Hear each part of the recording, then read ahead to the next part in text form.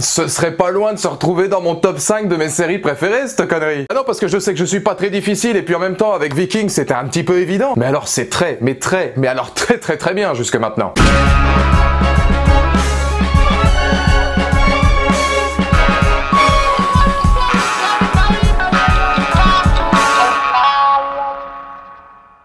Bonjour à toutes et à tous, c'est Valou et bienvenue pour cette toute nouvelle vidéo, ce nouveau Valou TV consacré à mais qu'est-ce que je faisais ces 5 dernières années pour ne pas être tombé sur un chef-d'œuvre comme ça que même mon père, qui n'a pourtant pas l'habitude, qui regarde environ une série et demie tous les 3 ans, avait regardé avant moi. Ou plus sérieusement la critique de Viking ou Vikings, comme diraient nos amis anglo-saxons. Et c'est une vidéo peut-être que vous attendez, bon, non pas comme le Messie, mais que vous attendiez beaucoup quand même, à savoir qu'à la base je devais la sortir en septembre de l'année dernière, que ça a été décalé au 15 juillet de cette année pour sortir enfin maintenant parce que je n'avais jamais le temps de m'y mettre. Et c'est vrai qu'honnêtement, après avoir regardé les 2 premières saisons, puisque cette vidéo sera un récapitulatif des saisons 1 et 2 autour d'un thème évidemment en particulier, je dois bien reconnaître que je trouve ça remarquable en termes d'esthétique, de mise en scène, mais plus important encore en termes de développement, en termes d'évolution de personnages et d'attachement, d'image affect vis-à-vis du spectateur. Ça faisait depuis Sons of Anarchy que j'avais pas connu quelque chose comme ça. Je regarde 3, 4, 5 épisodes d'affilée, je ne m'en lasse pas, je m'attache à tous les protagonistes et parmi eux, un certain Ragnar.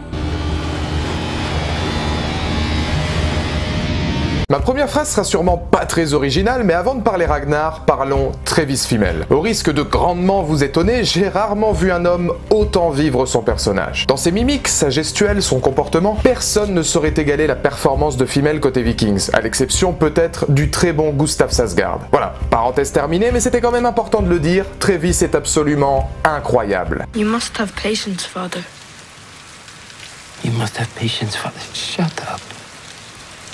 Revenons maintenant à plus important, Viking. 2 saisons voyant un guerrier devenir roi au prix d'épreuves, de sacrifices et d'un personnage ô combien atypique. La série nous montre la prise de pouvoir d'un homme à l'esprit de famille dépassant de loin celui des autres. À tel point qu'une question se pose, Ragnar est-il leader non pas par croyance, par lignée, mais bien par le cœur? Ragnar Lodbrok est d'abord perçu comme un homme déterminé, défiant tout type d'ordre, quel qu'il soit, mais de façon juste et sensée. Il est le leader que bon nombre de guerriers respectent et admirent, en particulier face au manque d'ambition du Jarl d'Artagnan, comprendra qui pourra. Partir pour des terres inconnues n'est d'ailleurs pas anodin. Très vite, nous découvrons un homme prenant les commandes de ses propres certitudes. Car son personnage va au-delà du simple nordique. Du point de vue saxon par exemple, il est intéressant de voir que l'on compare les Vikings à des géants barbares venus d'ailleurs. Une coupure forte avec le père de famille que la caméra dévoile. Il est la représentation de l'inconnu pour ses ennemis, tout autant qu'un proche pour le spectateur. Une notion sublimée par l'acting de Fimmel. Son regard peut sembler joueur, enfantin, mais l'attitude de l'acteur garde cette part de mystère Viking. Un mythe barbare et terrifiant, rapidement remis au goût du jour. Ragnar n'est pas qu'un tueur, c'est un homme de principe, attaché à de réelles valeurs humaines.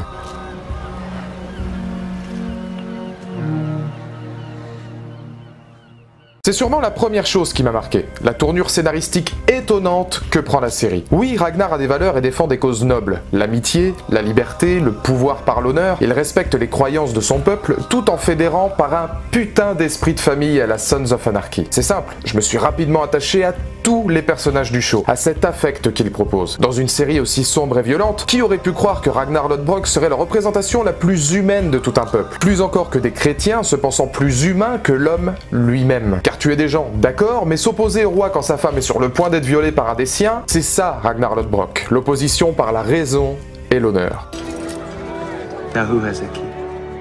Ambition, fait de guerre, légende, l'histoire semble s'écrire autour de lui. Et forcément, c'est pas du goût de tout le monde, encore moins de l'autorité. Vis-à-vis du Jarl, tout devient question de non-dit dans le regard. Un défi constant, un défi qu'il aime, mais pas uniquement par ambition. Il est simplement fidèle à ses pensées. Conclusion que j'aurais énormément appréciée dans ce premier acte, le roi au fond respecte Ragnar. Il représente son visage d'autrefois, plus ambitieux, un respect dans la rivalité jusque dans les funérailles d'un homme vaincu, dont la mort de ses fils fut probablement première pierre de son malheur. Non, Viking n'est pas la série où bien et mal s'affrontent. Et c'est cette zone pleine de nuances que j'ai adoré. À cet instant, le public se confronte déjà à une révolution. Nous sommes dès le 6e épisode en présence du Jarl Ragnar Lodbrok. Ces mots ne se destinent plus uniquement à la conquête de nouvelles terres. Il transforme d'abord une royauté en famille dès les premières minutes de son règne, élément fondamental de ces 2 premières saisons. Nous assistons à une désacralisation positive des Vikings, là où l'opinion commune voudrait les voir terribles, méchants, ravageurs, ce qu'ils sont quand même sur un champ de bataille, on va pas se mentir. Une grande émotion s'affirme via l'implication de Ragnar envers les siens, tendresse que l'on aurait pu imaginer avant de découvrir son rêve, devenir père à nouveau.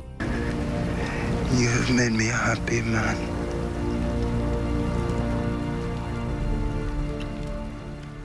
Mais comme dans toutes les familles, jalousie et mauvais choix sont souvent à l'origine de nombreuses difficultés. Mesdames et messieurs, laissez-moi vous présenter l'homme ayant le moins de bol du monde, Rollo. Impossible de ne pas parler Ragnar sans passer par la case Rollo, guerrier souhaitant lui aussi inscrire son nom dans la légende. Ayant dû subir toute la réussite de son frère depuis des années, Rollo dit vrai sur un point, Ragnar n'aurait jamais pu accomplir autant sans son aide. Point de non-retour franchi, entre jalousie et garde d'ego, une question se pose alors. Inconsciemment, Ragnar ne laisse-t-il pas son frère sur la touche? Est-il le père, le frère, le mari que l'on se doit d'attendre d'un Jarl? Car de sa rencontre avec Aslog, d'un duel fraternel dramatique ou d'une prise de pouvoir fragile face au roi Auric, et si Ragnar, malgré sa profonde sincérité, n'emmenait pas peu à peu ceux qu'il aime à leur perte? Et c'est à ce moment-là que commence la saison 2. Une saison 2 qui ne commencera pas de façon très saillante, effectivement, c'est pas le genre de saison ou le genre de démarrage qui embrassait Dom Tom pour Ragnar. Là où la saison 1 était déjà excellente, je trouve que la saison 2 met encore plus haut le développement des personnages et surtout le questionnement de Ragnar vis-à-vis de sa famille, vis-à-vis du commandement et surtout vis-à-vis de quelque chose qui sera encore plus intéressant ici,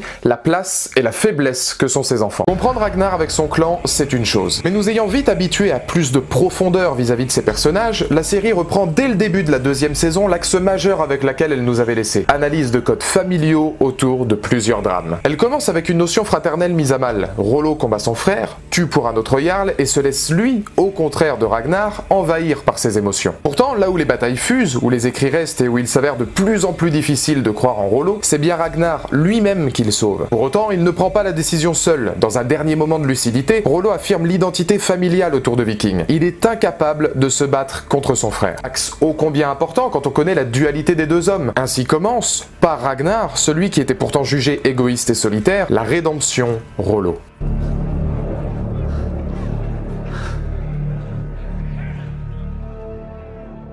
Mais l'étude d'une telle évolution passe aussi par sa faiblesse, le Jarl n'étant pas non plus invulnérable. Guerrier hors pair, fin négociateur, en ce qui concerne les dames, on peut pas dire que ses choix sont toujours les meilleurs, notamment à cause des actes d'Aslog. Au moment où il s'imagine pouvoir profiter d'un trisome saillant avec Lagertha et sa princesse venue de nulle part, on devine un homme immature et gamin dès qu'il s'agit de la gente féminine. Ces erreurs amènent à des choix difficiles pour son entourage, notamment son fils, amenant à l'une des premières conclusions de l'œuvre. L'une des rares faiblesses de Ragnar, ce sera toujours ses enfants. À cet instant précis, ses désirs personnels passent avant ses proches, lui tournant le dos pour la première fois. Nous voilà dans une nouvelle ellipse, mais cette fois 4 ans s'écoulent. Comme toujours, l'importance de l'éducation est un élément indispensable pour comprendre Ragnar. On le voit ne serait-ce que par l'honneur et la fierté de combattre aux côtés de Bjorn une fois adulte. Un élément toutefois mêlé à des parts d'ombre. Il y a de la fierté, mais aussi une plaie béante dès qu'il doit affronter une situation délicate. La naissance d'Ivar, par exemple, est extrêmement difficile pour lui et dévoile bien cette impuissance. On devine un homme abattu, triste, mais qui préfère laisser son enfant à la nature plutôt que le tuer. Tout est une question de nuance pour Lodbrok dès qu'on touche à sa faiblesse.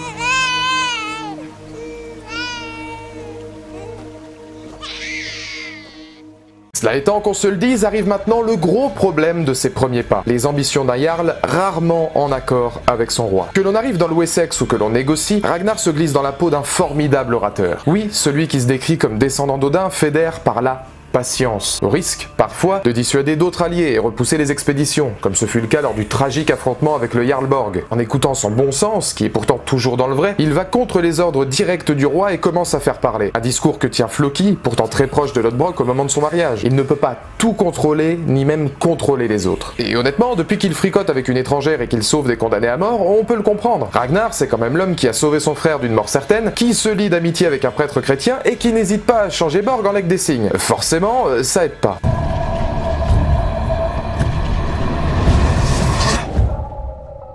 Voilà l'ultime question que l'on peut se poser en fin de saison. Non, ses ambitions ne semblent pas encore entacher son jugement. Lui qui est avant tout un homme juste attaché au dieu, à son destin, et que beaucoup finiront par retrouver après la mort du roi Auric. Mais pour combien de temps? Sera-t-il capable d'endosser une telle responsabilité tout en parvenant à garder ce rôle de père lui tenant à cœur? Peut-il concilier règne et honneur? Son envie deviendra-t-elle au bout du compte son véritable ennemi? Il propose alors un paradoxe assez évident. En fin de séance, il se trouve plus souvent entouré d'ennemis, combattant alors des hommes qui auraient pu devenir alliés, comme un roi Egbert pas si éloigné de sa philosophie, ou un Rollo souhaitant par-dessus tout devenir quelqu'un. Mais dans un monde aussi terrible que celui des Vikings, qui peut alors savoir ce que deviendra Ragnar Lodbrok? Bah vous, puisque vous avez vu le reste des saisons.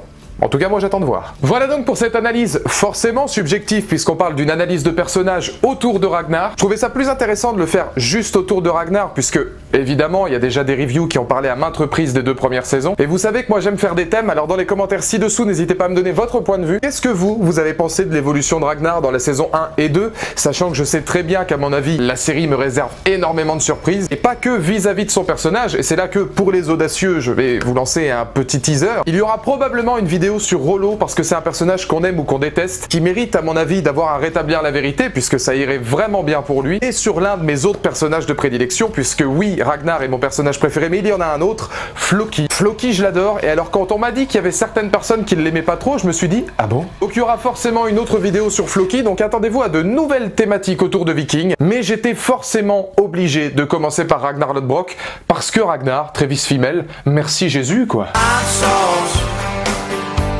Louisiana